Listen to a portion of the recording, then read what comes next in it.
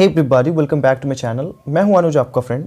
दोस्तों, इस वीडियो में आपको बताने वाला हूं कि आप अंग्रेजी में किसी भी प्रकार के लेटर कैसे लिख सकते हैं। ठीक है, तो दोस्तों आइए स्टार्ट करते हैं। सबसे पहले मैं आपको बता दूं कि दो प्रकार के लेटर होते हैं, या तो इनफॉर्मल या फिर फॉर्मल लेटर।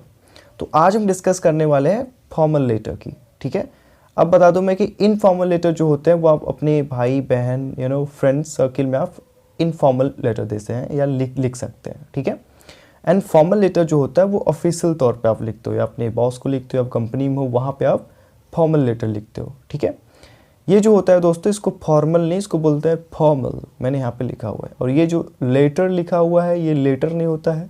हमारे भारत देश पे सरकारी तौर पे ब्रिटिश अंग्रेजी चलती है, तो हम लोगों को ब्रिटिश अंग्रेजी ही लिखना एवं पढ़ना एवं बोलना भी चाहिए। ठीक है, तो इसलिए ये जो आर आता है, अगर वो अंग्रेजी का शब्द हो कोई भी, अगर वो लास्ट में आर आ रहा है तो वो आर साइलेंट होता है, हमें आधा अ तक बोलना है। ठीक है, इसीलिए मैंने यहाँ पे अ के नीचे ह्रस्व का चिन्ह लगाया। राइट साइड में ये देख रहे हो, जिस भी अक्षर के नीचे ये लग जाता है वो अक्षर आधा हो जाता है। तो इसको कैसे प्रोनाउंस करना है आपको? Letter, formal letter. Alright, so दोस्तों मैं आपको बता दूं कि जो लेटर होता है, जो लिखते हैं हम पत्र, वो हम लेफ्ट साइड से स्टार्ट करते हैं। ये मैंने एक फॉर्मेट बनाया है, इसी की सहायता से आप किसी भी प्रकार के लेटर लिख सकते हैं अंग्रेजी में। ठीक है, ये फॉर्मेट है हमारा। ठीक, फॉर्मेट नहीं, फॉर्मेट।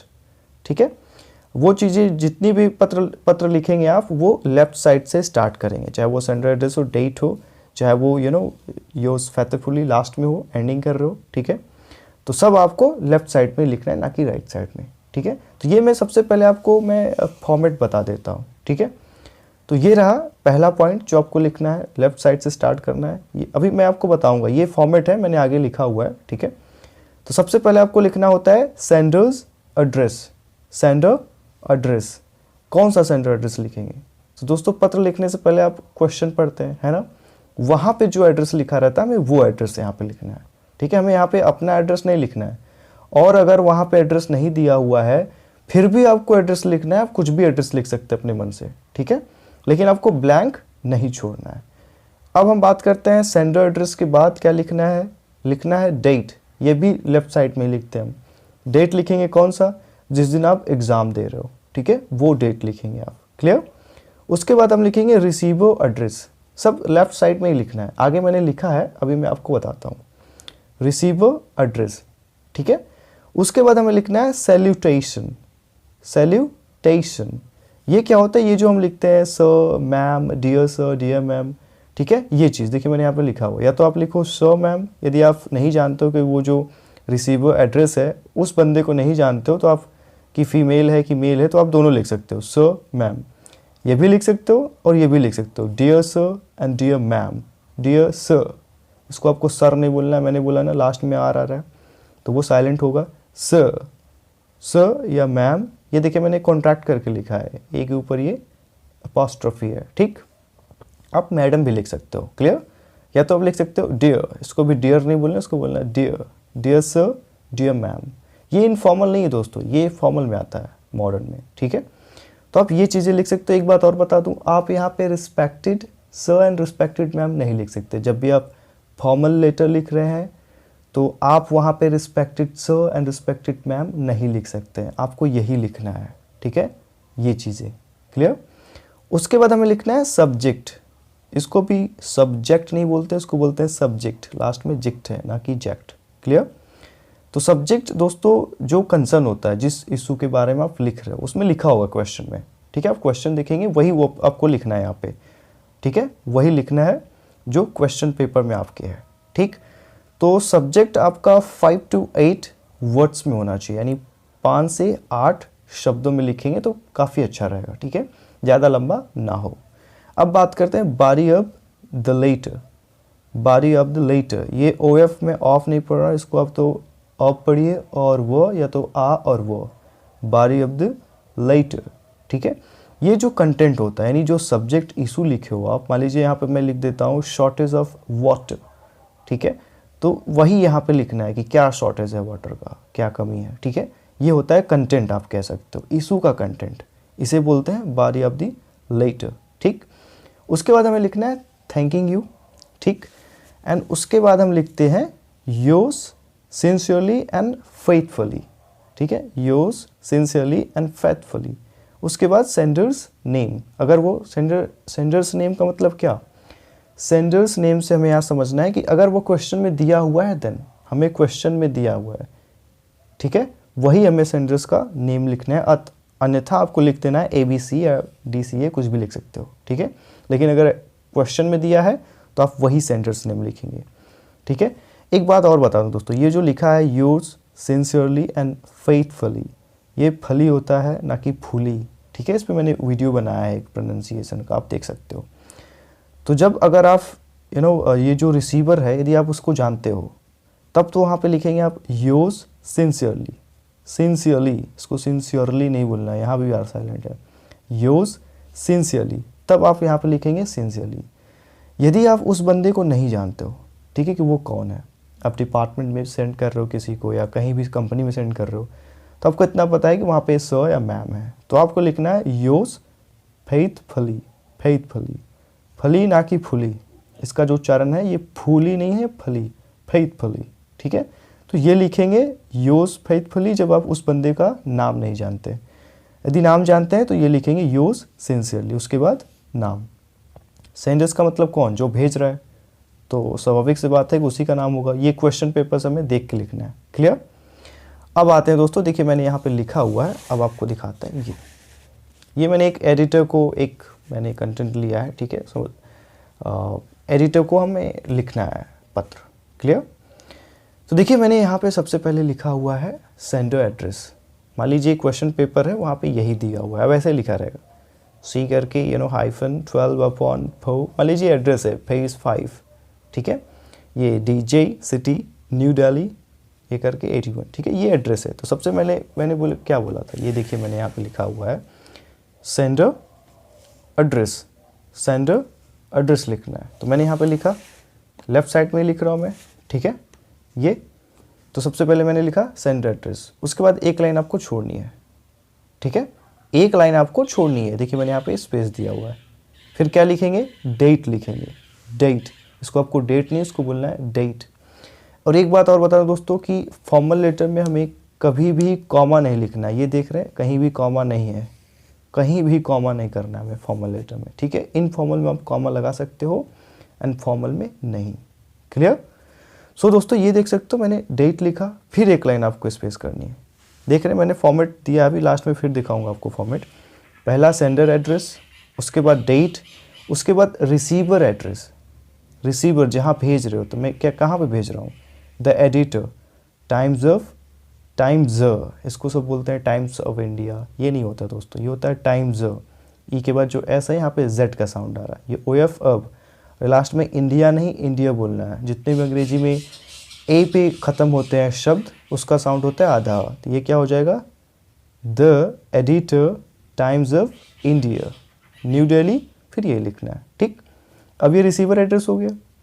उसके बाद क्या था, सैल्यूटेशन, जो आप सर मैम लिखते हो, ठीक है, जो रिस्पेक्टेड लिखते थे, लेकिन यहाँ फॉर्मल लेटर में आपको रिस्पेक्टेड सर रिस्पेक्टेड मैम नहीं लिखना है, ठीक है। अब लिखा मैंने salutation, dear sir dear ma'am, मुझे उनका नाम नहीं पता था, ठीक है, इसलिए मुझे ये भी नहीं पता है कि वहाँ पे सर है या मैम, इसलिए मैंने दोनों लिखा हुआ है, ठीक है। तो आपने देखा यहाँ पे सैल्यूटेशन हुआ, सैल्यूटेशन के बाद क्या होगा, सब्जेक्ट, ठीक है। आप चाहे तो डियर सर ये नीचे लिख सकते हैं, सब्जेक्ट ऊपर लिख सकते हैं, दोनों चलेगा दोस्तों, गलत नहीं होगा, ठीक है। बट अभी अपडेट हो गया है, बहुत पहले से अपडेट हुआ है, ठीक है, तो अब दोनों सही है, अपडेट से मतलब नहीं है, चाहे आप सैल्यूटेशन पहले लिखिए चाहे आप सब्जेक्ट पहले लिखिए, दोनों चलेगा, ठीक है। अब मैंने लिखा सब्जेक्ट, तो सब्जेक्ट हमारा क्या है, एडिटर को लिख रहे हैं टाइम्स ऑफ इंडिया को, ठीक है। Shortage of water, shortage of shortage of water, ठीक है। मैंने यहाँ पे अंडरलाइन, आप चाहे तो इसको हाईलाइट करने के लिए अंडरलाइन कर सकते हो, ठीक है। ये है सब्जेक्ट, क्लियर। अब बात करते हैं, ये चीज़ें आपको रटनी चाहिए, सिंपल है, इसमें कुछ है नहीं। देख रहे हैं आप, सेंडर एड्रेस एक लाइन स्पेस करनी है, उसके बाद डेट, उसके बाद रिसीवर एड्रेस, उसके बाद सैल्यूटेशन, उसके बाद सब्जेक्ट, एक लाइन देख रहे हैं, छोड़ा है मैंने, ठीक है। अब ये लाइन थोड़ी सी याद करनी है, आप इतना भी लिख लेंगे ना तो आपको मतलब आधा नंबर तो मिल ही जाएगा, स्टेप मार्किंग चल रही है, ठीक है। अब ये करना है आपको, ये छोटा सा है, आप रट सकते हैं, जैसे मैंने लिखा है through the column of your steamed newspaper, I want to draw the attention of concerned authorities. ठीक है, towards the क्या लिखना है, subject, यानी किसकी तरफ, shortage of water, यानी इस कॉलम आपके esteemed मतलब रेप्यूटेटेड न्यूज़पेपर के कॉलम की सहायता से के माध्यम से मैं ध्यान खींचना चाहता हूँ, आपका अटेंशन लेना चाहता हूँ कंसर्न्ड अथॉरिटीज़ का किसकी तरफ, towards shortage of water, shortage of water, ठीक है, through the column of your esteemed newspaper, कि आपके न्यूज़पेपर के कॉलम की माध्यम से I want to draw the attention, यहाँ पे देखिए ए है तो ये क्या है, वाउल साउंड है, इसलिए मैं द को दी पढ़ रहा हूँ, ठीक है। उसके बाद ऑफ कंसर्न्ड अथॉरिटी, जो भी इससे कंसर्न्ड अथॉरिटीज़ है उसका मैं ध्यान आकर्षित करना चाहता हूँ, किसकी तरफ, शॉर्टेज ऑफ वाटर, ठीक। ये लाइन आप लोग लिखनी है, छोटा सा आपको बस रटना है, ठीक है। आप चाहे तो स्क्रीनशॉट ले लीजिए ये, ठीक है। तो ये सब्जेक्ट के बाद ये चीज़ आपको लिखनी है, सब्जेक्ट के बाद ये एक पैराग्राफ में, ठीक है। अब क्या है, अब हमें लिखना है body of the letter, body of the letter. ये क्या होता है, ये होता है कंटेंट किसका, ये चीज़, इसके बारे में ये चीज़ लिखना है। अब 3-4 पैराग्राफ में लिख सकते हो इसको, ठीक है।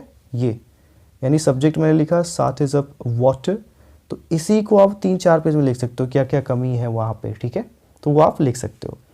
तो यहाँ पे बॉडी ऑफ द लेटर ये लिखा आपने, ठीक। ये बीच में आपको कंटेंट लिखना ही है जो इशू है। उसके बाद लास्ट में ये है, तो लास्ट में ये लाइन भी आपको रटनी है, छोटा सा है, रटना क्या है, सिंपल है। तो लास्ट में आप लिखेंगे कि आई होप दैट, ये होप नहीं होता, ये होता है hope, I hope that this letter will come in the notice of higher या concerned authorities and they will take some necessary actions. ये देख रहे हो कि मुझे आशा है कि ये जो लेटर है वो आपके कंसर्न्ड या हायर अथॉरिटीज़ के नोटिस में आएगा। ये नोटिस नहीं होता, ये होता है नोटिस, नोटिस, ठीक है। ओ, ये जो ओ है वो दरअसल ओ है, तो इसको नोटिस नहीं, इसको बोलना है नोटिस, ठीक है। वो आपके नोटिस में आएगा, किसके, हायर कंसर्न्ड अथॉरिटीज़ के, एंड मुझे आशा है कि वो they will take some necessary actions, ठीक। इसको भी आप चाहे तो स्क्रीनशॉट ले सकते हैं, ठीक है। ये छोटी सी लाइन, इतना आपको रटना है। अब जो मैंने यहाँ पे राइट साइड में लिखा हुआ ये भी लेफ्ट में होगा। यहाँ पे देखिए स्पेस नहीं था, ये लेफ्ट में, ये भी चीज़ आपको लेफ्ट में लिखनी है, ना कि राइट में, क्लियर। तो ये देख रहे हो आप, थैंकिंग यू। अब मुझे उनका नाम नहीं पता है जिसको मैं सेंड कर रहा हूँ, कोई हो सकता है डिपार्टमेंट हो, मैंने यहाँ पे लिखा हुआ है टाइम्स ऑफ इंडिया, मुझे नहीं पता यहाँ पे कौन से सर हैं, उनका क्या नाम है, ठीक है। तो इसलिए मैंने यहाँ पे लिखा हुआ है thanking you yours faithfully XYZ, ये लिखना है आपको, ठीक है। यदि आपको उनका नाम पता है कि डियर दुबे, डियर अनुज, तो यहाँ पे क्या लिखेंगे, थैंकिंग यू योर्स सिंसियरली, उसके बाद अनुज करके। कहाँ रहेगा ये लेफ्ट साइड में रहेगा दोस्तों, ये चीज़ लेफ्ट में रहेगा, क्लियर। और मैं आपको बता दूं कि यहाँ पे आपको कॉमा नहीं देना है, ये फॉर्मल लेटर है, आपको यहाँ पे कॉमा नहीं देना है, ठीक है। मैं एक बार और फॉर्मेट आपको दिखा देता हूँ और मैं रिपीट भी कर देता हूँ। देखिए सबसे पहले क्या था, सेंडर एड्रेस, उसके बाद डेट, उसके बाद रिसीवर एड्रेस, ठीक है, उसके बाद सैल्यूटेशन, उसके बाद सब्जेक्ट, आप चाहे तो सब्जेक्ट ऊपर लिख सकते हो, सैल्यूटेशन नीचे, ठीक है। उसके बाद बॉडी ऑफ द लेटर, यानी जो सब्जेक्ट का जो इशू है वो आपको बॉडी ऑफ द लेटर में लिखना है। उसके बाद थैंकिंग यू, उसके बाद योर्स सिंसियरली एंड फेथफुली, उसके बाद सेंडर एड्रेस। देखिए यहाँ पे देखते हैं, पहला क्या है, सेंडर एड्रेस है ना। उसके बाद क्या है, ये देख रहे हैं, ये है डेट, कौन सा डेट, देखिए ये लिखा है दोस्तों 5 Feb, तो इसके आगे मैंने कॉमा नहीं लगाया, फॉर्मल लेटर में ये ऐसे रहेगा तो इसको कॉमा नहीं लगाना है, ठीक है। तो जिस डेट को आप एग्ज़ाम दे रहे हो वो डेट लिखना है, ठीक है। तो ये क्या था, ये था सेंडर एड्रेस, मैं लिख देता हूँ यहाँ पे सेंडर एंड एड्रेस शॉर्टकट में, ठीक है, सेंडर एड्रेस। उसके बाद ये क्या है, एक लाइन छोड़ना है आपको, ये क्या है, डेट, ठीक है। ये क्या है, रिसीवर एड्रेस, ठीक है। ये क्या था, रिसीवर एड्रेस। ये क्या था, ये था आपका सैल्यूटेशन, ठीक है, ये सैल्यूटेशन था। अब ये क्या है, ये सब्जेक्ट है आपका, ठीक है, और ये लाइन आपको थोड़ी सी रटनी है, ये चीज़, ठीक है, ये सब्जेक्ट के बाद आएगा आपको, ठीक है। अब ये क्या है, ये बॉडी ऑफ द लेटर है, यानी सब्जेक्ट का ये जो सब्जेक्ट लिखा हुआ है इसका कंटेंट है ये, ठीक है, ये कंटेंट। अब 2-3 पैराग्राफ में लिख सकते हो, ठीक है। उसके बाद क्या है, ये आपको छोटी सी लाइन लिखनी कि I hope that this letter will come in the notice of your higher concern authorities and they will take some necessary actions, ठीक है। उसके बाद ये लिखना है आपको, नाम जानते हैं तो फेथफुली, नाम नहीं जानते हैं, ठीक है, तब फेथफुली लिखना है जिसको आप लिख रहे हो, क्लियर।